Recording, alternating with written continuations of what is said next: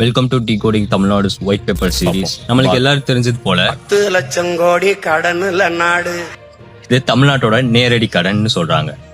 இதுல இருந்து public sectors PSUல இருந்து பார்த்தோம்னா 3,18,176 கோடி. அப்ப மொத்தமா இப்ப நம்ம தமிழ்நாட்டுக்குன்னு இருக்க கடன் 13,18,176 கோடி. இப்ப செகண்ட் ஃபேக்ட் பார்ப்போம். கடந்த 5 ஆண்டுகள்ல மட்டும் தமிழ்நாட்டால வாங்கப்பட்ட கடன் 4,87,000 கோடி.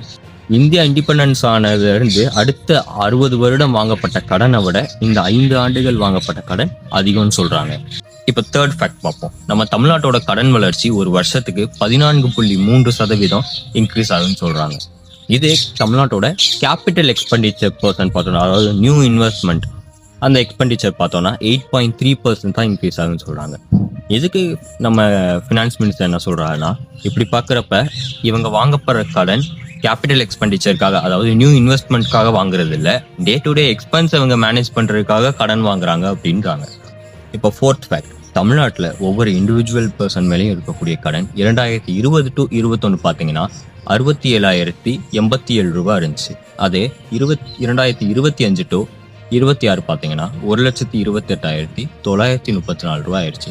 ஆல்மோஸ்ட் டபுள் ஆயிடுச்சு 5 வருஷத்துலேயே. இப்போ ஃபிஃப்த் ஃபேக்ட் பார்ப்போம். தமிழ்நாட்டோட டெட் டு GSDP ரேஷியோ பார்த்தீங்கன்னா 28.3%. அதாவது ஒரு ஸ்டேட் கவர்மெண்ட் இவ்வளோதான் கடன் வாங்கணும்னு ஒரு லிமிட் இருக்குது. அந்த லிமிட் பார்த்தீங்கன்னா 20% தான். ஸோ லிமிட்டை விட எக்ஸ்ட்ரா 8.3% அதிகமாக வாங்கியிருக்காங்கன்னு சொல்கிறாங்க.